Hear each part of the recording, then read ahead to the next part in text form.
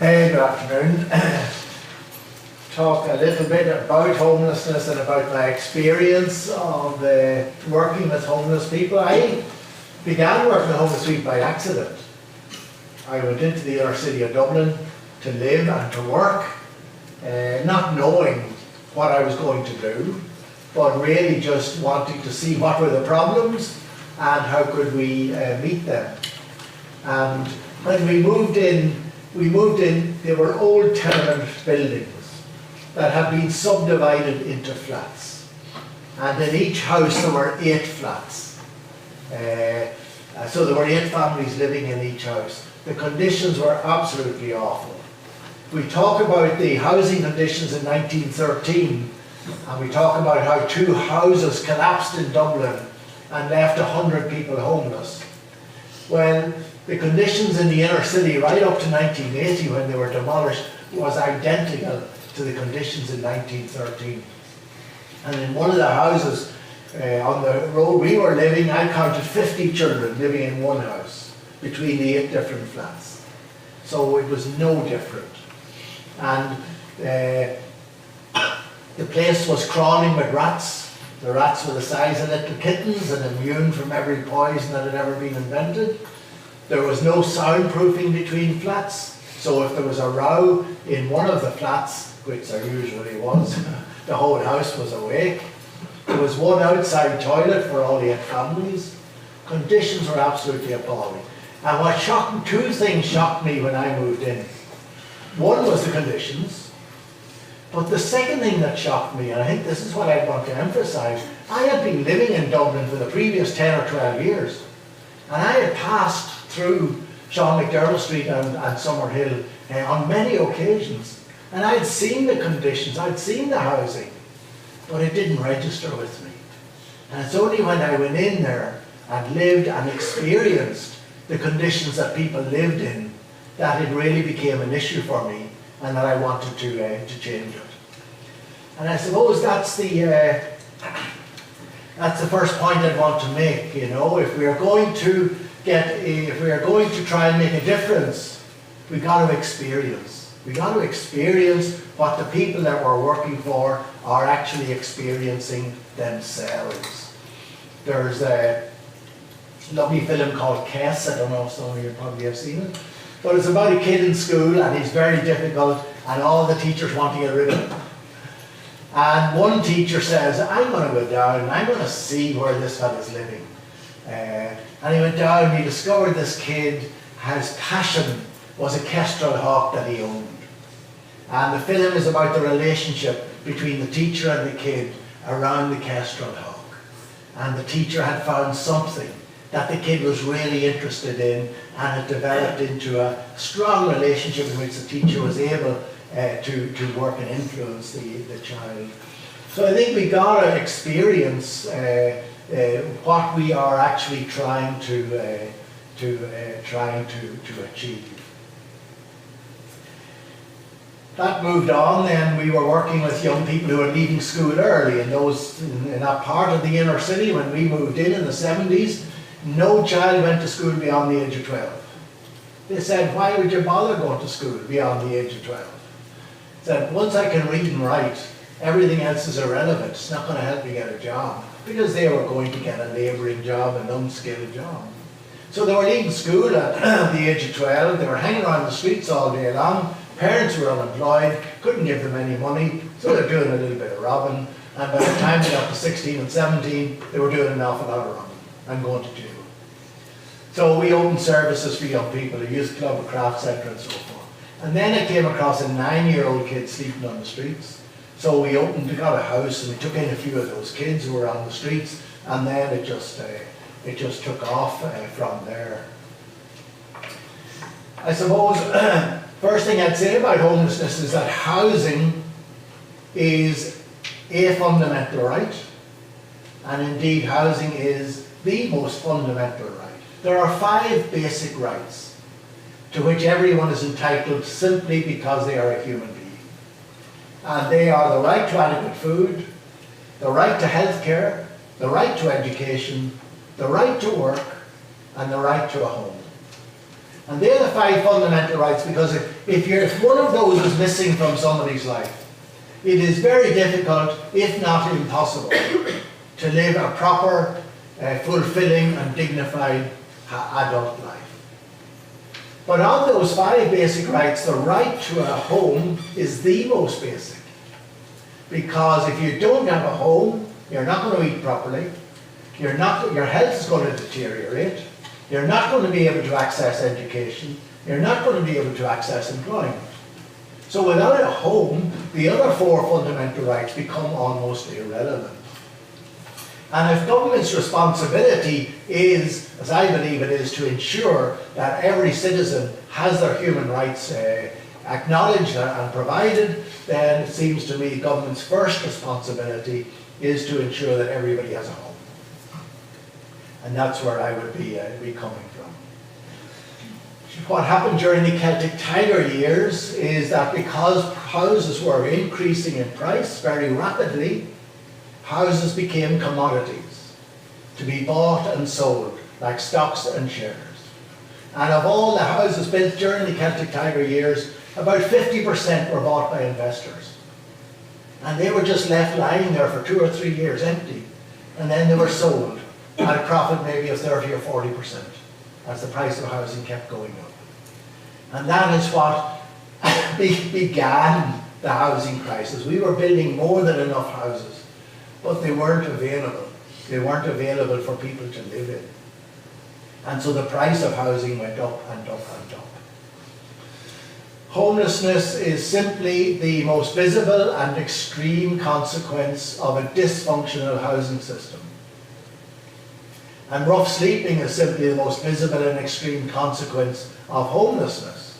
But we have a totally dysfunctional housing system. In the private sector, there's a shortage of houses. Builders aren't building for a variety of reasons. And so the demand for private housing exceeds the supplies. And because of that, the central bank have brought in mortgage restrictions and people can't get a mortgage. And where are they being forced to find accommodation? In the private rented sector. Social housing is in short supply. In the 60s, the 70s and the 80s, this country was building 6, 7 and 8,000 social houses every year. We built the big estates in Dublin like Crumlin and Ballyfermot and Talla and Ballymun. Made mistakes in building them, I'm sure. We didn't provide services, but we built them. During the Celtic Tiger years, the number of social houses being built dropped, and it dropped to under 2,000 per year. And last year, do you know how many social houses were built in this country last year? In the whole country, 75. So social housing is in dire short supply, and those who can't get into social housing, where they've been forced into the private rented sector. And so the private rented sector, huge demand, very short supply. If you go in Dublin certainly to look for a flat or an apartment, you'll have 40 people outside waiting to look at it. That's the sort of demand there is. And people are jumping the queue, and if the rent is $1,200 a month, people are offering $1,400 just to try and get somewhere to live. So we have a totally dysfunctional housing system, and the result of that is homelessness. That people are being priced out of the private rented sector and they have nowhere else to go, and so they become homeless. There have been 4 big changes in homelessness over the last few years. First is the number of people becoming homeless.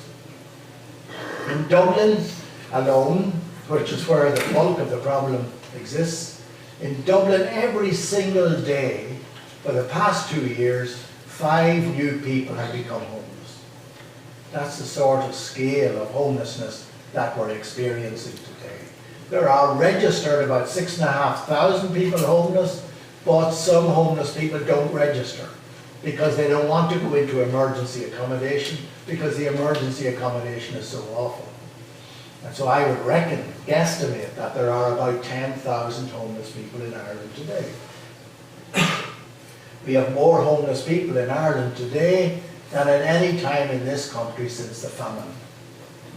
And the reasons for people becoming homeless today are similar to the reasons why they became homeless during the famine. They are being kicked out of their accommodation because they can't afford to pay the rents. So we have a disaster. Second big change is the number of families becoming homeless. In 2012, about 7 or 8 families a month were becoming homeless. In 2013, that jumped to 20 families a month becoming homeless. In 2014, it doubled again to 40 families a month becoming homeless. Last year, it averaged 65 families every month becoming homeless. And this year, some months have seen 100 families becoming homeless. Number of families becoming homeless is going through the roof.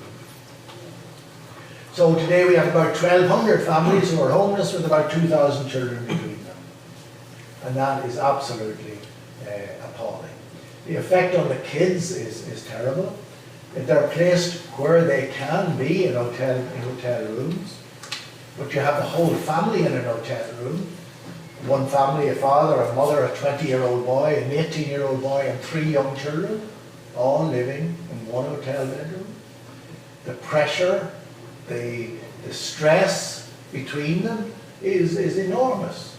The kids are suffering psychologically, they're suffering emotionally, and they're suffering educationally because you can't go to school and study and work hard if you're stressed out.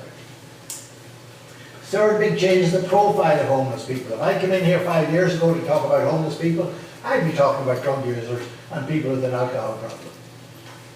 Today, the vast majority of people becoming homeless have only one problem. They don't have the money to pay for their own accommodation. We dealt with a young fella, he had a part-time job, his rent was €950 a month, and the landlord came along and said, next month it's going up to €1,300. He had no way of paying, he got evicted, he became homeless. Had a similar case just a couple of days ago. A family paying €1,150 a month, and the landlord came along and said, next month it's going up to €1,400, an increase of €350. No way of paying, they get evicted. We're dealing with a young man, single parent, he's bringing up 2 kids, doing a great job. And we know him very well because he formerly was homeless when he was a teenager and we worked with him. He has 2 kids, he's renting a house, never missed a week's rent, keeps the house lovely. The landlord comes along and says, I'm selling the house, you have to be out by Christmas. And he's not going to find another place to rent. Him and his 2 kids are going to be homeless by Christmas. So the profile of homelessness has changed. But the stigma of being homeless remains with everybody. Stigma. If you're homeless, majority of the public believe, well, there must be something wrong with you if you're homeless. And that stigma descends on everybody who becomes homeless. Parents would tell you that they're embarrassed at having to admit they're homeless. That they feel they have failed their children. That they are bad parents. And the kids going to school won't tell their schoolmates they're homeless for fear of being slagged. One provincial town, when it was suggested that Dublin's homeless might relocate down the country, and they said, no way, we're not taking Dublin's homeless up here. And I felt like replying that maybe Dublin's homeless would lift the area up a little bit, but I resisted the temptation. So that stigma descends on everybody who becomes homeless. And it affects their self-image and it affects their self-esteem. And the fourth big change is that homelessness today is associated with hopelessness because people don't see any way out. Single homeless people are going around from hostel to hostel to hostel, month after month, year after year, and never know when or if they will get out of it. Many of the people we work with are suffering serious depression, and many of them have at some stages in their lives thought of suicide.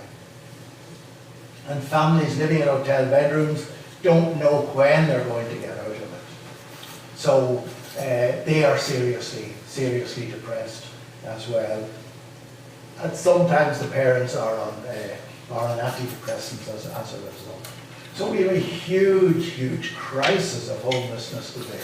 Government haven't acknowledged that. They've produced a plan. It's the best plan we've seen. It's very detailed, it's very comprehensive. There's a lot of good stuff in it, but it's not going to solve homelessness.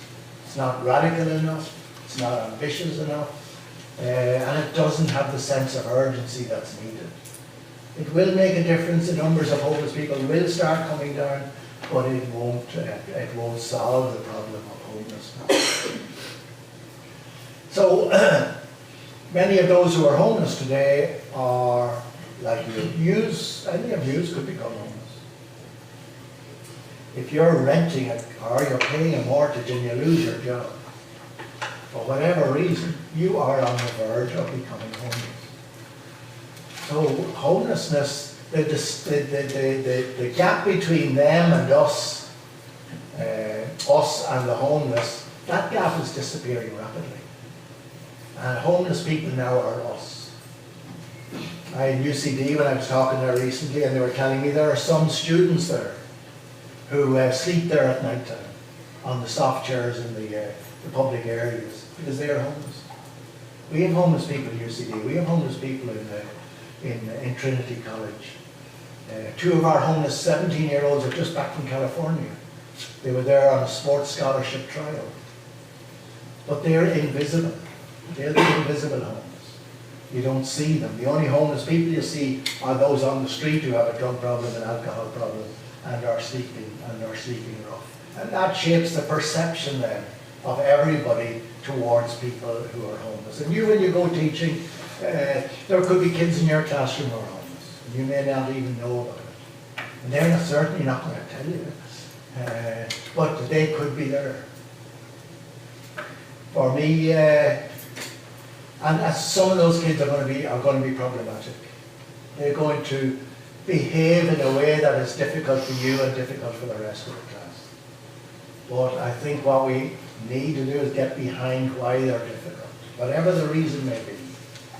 For me, if a young person is causing difficulties, for me, it's almost certainly because they were damaged during their childhood. And the more difficult they are, the more damaged they have been. And therefore, the more help they need. But in reality, they usually get the least help because nobody wants anything to do with them because they're so difficult. So for me, in a Catholic school, the Catholic ethos would be that we have to give priority to the weaker children and to the more vulnerable children. We tend in our schools to look at the brighter children. And we tend to evaluate an educational system by how well the brightest children do. Well, I think that's only part of the evaluation.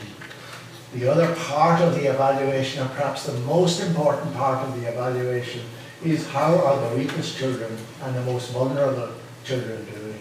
That's the test of what an educational system is really like. And for me, within a Catholic ethos, that is the priority of our education, is to ensure that those weakest and most vulnerable children get the best education they can get.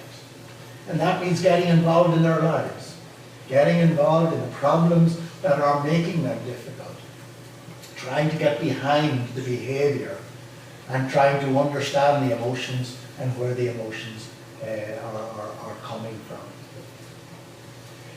So, I cringe every year when the Leaving Cert results come out. And the kids who have got 9A1s, they're on the television, they're on the front page of the newspapers. And that's right that we should somehow applaud their achievements. But I ask myself, what is the message that they are giving to those kids who struggled very hard during the year and got 5 passes? They have achieved to the best of their ability, but the message they're getting through the media is that they have failed. That what they have achieved is of little value.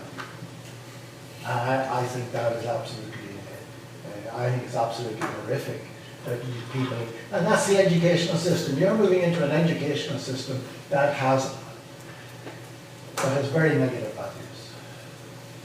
That our culture has very negative values, and those values have been absorbed into the educational system.